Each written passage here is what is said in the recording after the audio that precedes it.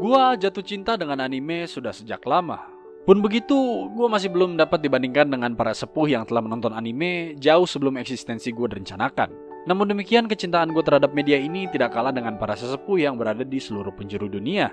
Dan gue rasa seberapa besar kecintaan gue dengan media tersebut tidak perlu gue jelaskan lagi. Karena hal tersebut bisa kalian lihat sendiri melalui channel ini.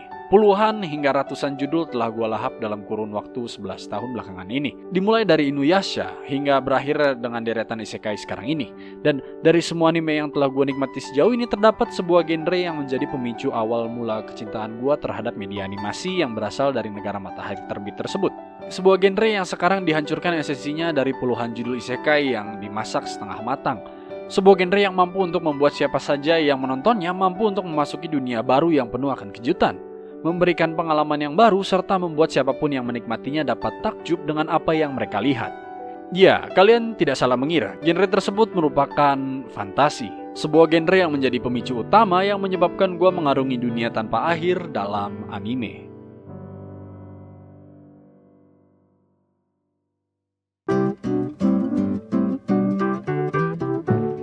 Fantasi. Tidak bisa kita pungkiri bahwa genre tersebut memegang peranan penting dalam perkembangan anime. Hal tersebut terbukti dari banyaknya anime-anime turunan fantasi yang terus-menerus muncul tanpa henti beberapa tahun belakangan ini. Salah satu contohnya bisa kalian lihat dari anime-anime isekai yang selalu muncul tanpa ada habisnya dengan menggunakan cerita yang didaur ulang, yang juga di saat yang bersamaan telah menghilangkan esensi dari fantasi itu sendiri. Di sisi lain, terdapat beberapa anime turunan fantasi yang masih berpegang teguh terhadap esensi yang berada pada fantasi. Dan anime-anime yang masih mengikuti esensi dari fantasi tersebut biasa kita kenal dengan native isekai pure fantasy. Orang tolol mana coba yang usung nama native isekai? Hah? Lu pengen belaga asik? Bukannya kelihatan asik malah kelihatan dongo, bastard. Tapi ya, sebenarnya niatan gue kali ini tidak ingin membuka video dengan menaikkan suara gue dan berkata kasar. Tapi ya gimana, walaupun itu topik lama, gue masih gak habis pikir sama entitas yang nyebut fantasi jadi native isekai. Dongo banget kan. Anyway, I guess I'll just go to the point. Ada sebuah anime yang rilis pada akhir tahun kemarin yang membuat gue merasakan kembali alasan gue menyukai anime. Sebuah anime yang dibuat dengan penuh perhitungan dan pemikiran yang dalam. Sebuah anime yang penuh akan makna-makna mendalam yang tersirat dalam tiap-tiap episodenya. Sebuah anime yang begitu indah sehingga membuat gue tidak mampu untuk mengeluarkan sepatah kata pun selama gue menghabiskan waktu gue menyimak apa yang diberikan dalam anime tersebut. Sebuah anime yang menceritakan tentang perjalanan seorang perempuan yang mencari surga setelah menyaksikan surganya menghilang di depan matanya. Dan ya, seperti yang telah kalian lihat dari judul serta thumbnail dari video ini, anime tersebut merupakan Sousou no Frieren.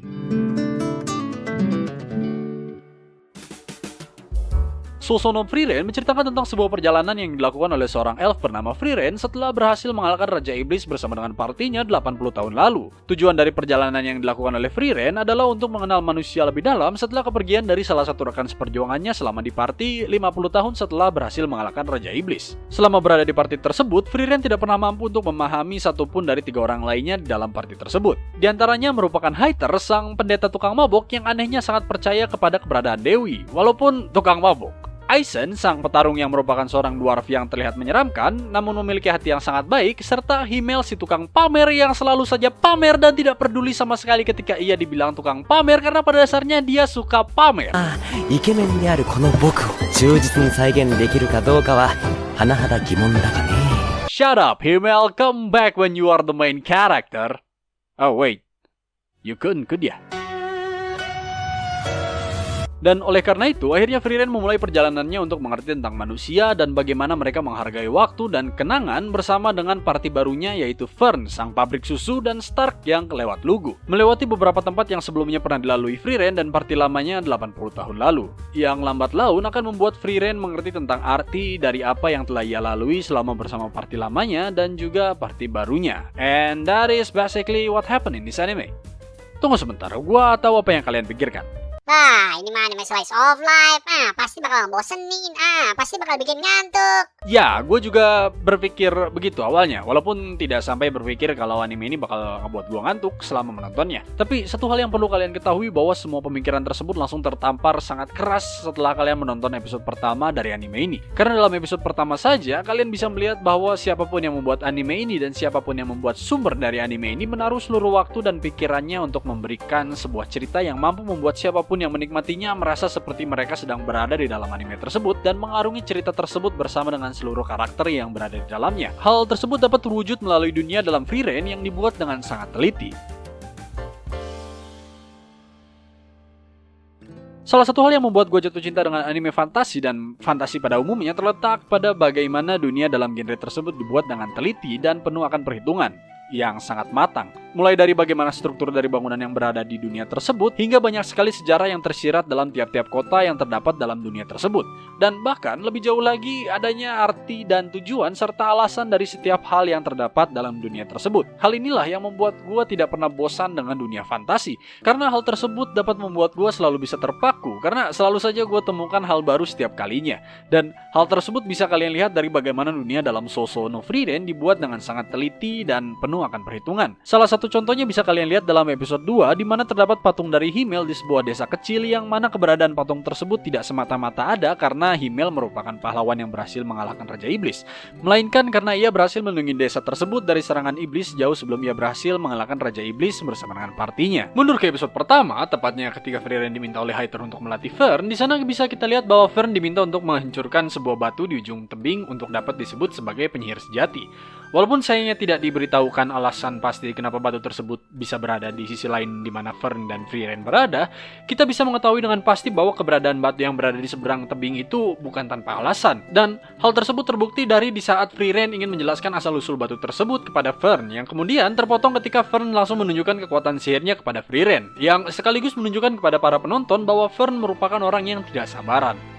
Kembali ke episode kedua yang sekaligus menjadi hal yang sangat gue sukai dari world building dalam anime ini terletak pada bagian akhir dari episode yang tepatnya di saat dimana Fern ingin membujuk Frieren untuk menghentikan pencarian bunga bulan biru yang ingin ia tanam di sekitar patung Himmel. Di sana kalian bisa melihat terdapat seekor hewan pengerat yang dikenal dengan Sidrat.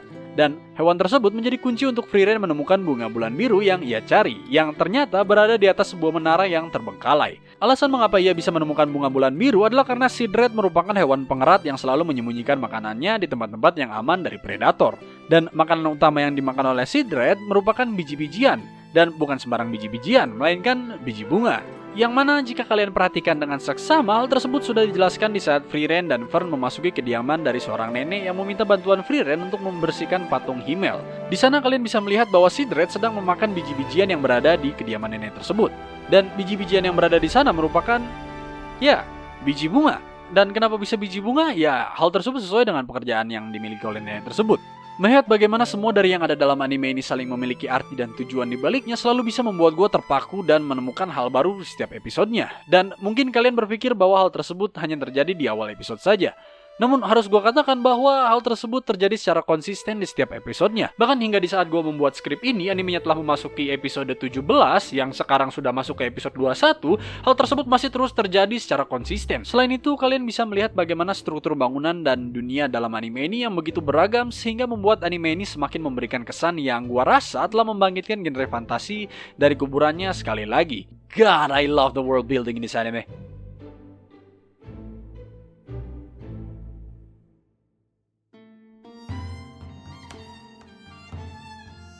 Hal lain yang gua rasa membuat anime ini semakin menarik dan membuat ketelitian dalam pembuatan anime ini sangat terasa jelas berasal dari bagaimana interaksi yang terjadi antara Frieren dan sekitarnya, baik itu dengan party barunya maupun dengan orang-orang yang berada pada setiap kota yang ia kunjungi kembali, dan juga interaksi yang terjadi antara setiap orang dalam partinya.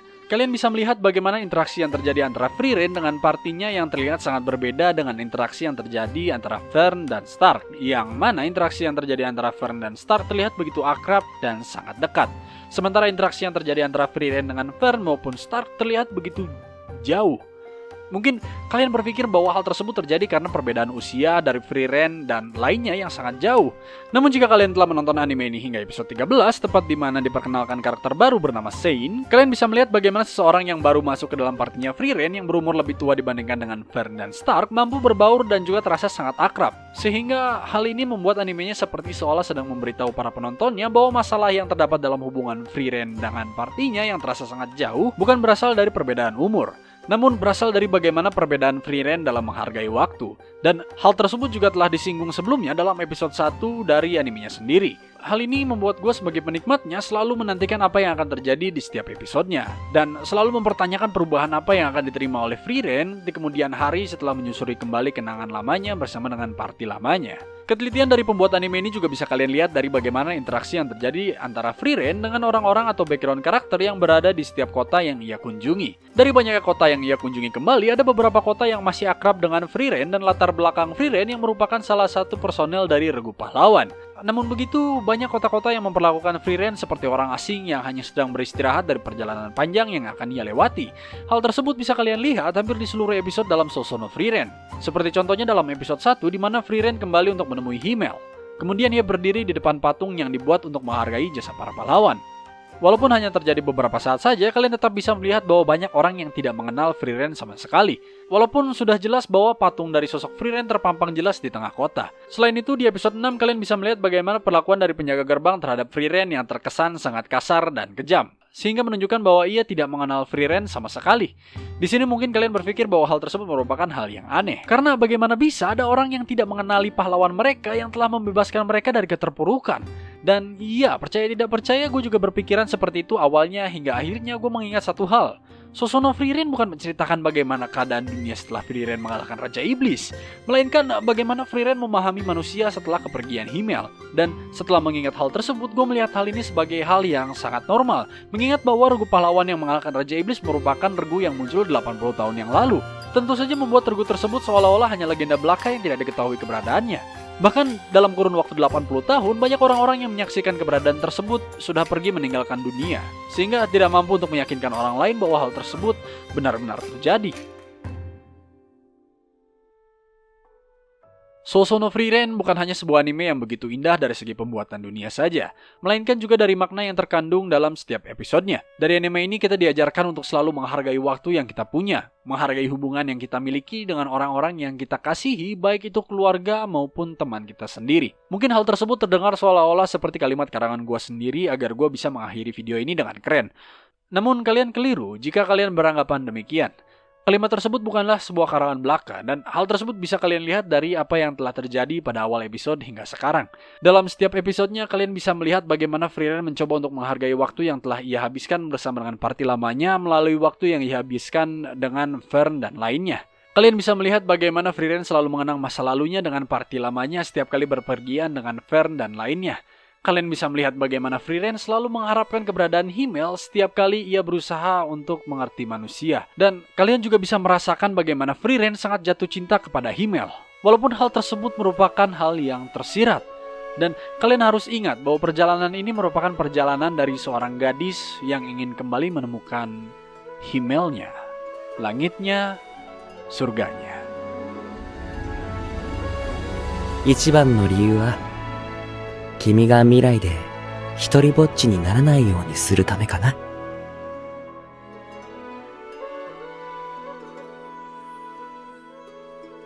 So, Wibs, apa kabar semuanya? I hope you're doing good today. Jadi ya, kira-kira begitulah yang ingin gue sampaikan mengenai Sousou no Free Reign. Walaupun kalau mau jujur itu belum semuanya, karena masih banyak lagi detail-detail yang diberikan dalam animenya. Seperti background karakter yang terlihat hidup, alasan kenapa si Flamme lebih kuat dibandingkan iblis lain, dan bagaimana Free Reign secara tidak langsung memenangkan pertarungannya melawan Aura di saat Free Reign muncul di hadapan Aura, serta yang lainnya. Karena kalau mau jujur, baru anime ini yang bisa bikin gue nulis catatan sampai 8 halaman. Karena biasanya cuma 1 halaman dan mentok-mentok 2 halaman kertas A4. Oh ya, satu lagi, kalau kalian gak tahu, Himmel itu berasal dari bahasa Jerman yang berarti surga. Jadi ya, paham lah yang gue maksud di akhir pembahasan tadi. Anyway, terima kasih banyak buat yang sudah menonton video review kali ini sampai akhir. Dan ya, kalau kalian suka dengan video ini, jangan lupa like dan juga subscribe buat dapetin video lainnya seputar anime, manga, dan juga game. Selain itu, kalian juga bisa share video ini ke teman kalian yang suka ragu dalam mencari anime. Dan jangan lupa buat nyalain lonceng notifikasinya supaya nggak ketinggalan video baru lainnya dari kami. Kalau kalian punya anime yang ingin kami review, kalian boleh taruh di kolom komentar di bawah dengan menggunakan hashtag requestjir. Dan bagaimana menurut kalian mengenai anime Sousou no Free Reign ini? Karena gue yakin banyak dari kalian yang sudah nonton anime ini jauh sebelum gue, karena ya buktinya banyak banget yang ngebahas anime ini beberapa bulan lalu. Jadi ya taruh juga pendapat kalian di kolom komentar di bawah. Kalau kalian mau ngebantu kami agar bisa upgrade kualitas dari konten yang kami kerjakan, kalian bisa memberikan dukungan kalian melalui Saweria dan juga Traktir, yang mana linknya ada di deskripsi di bawah. Anyway, that's all from me. I'm Jiro, Wibu Presensi, and I'm out. Bye Spot. See ya.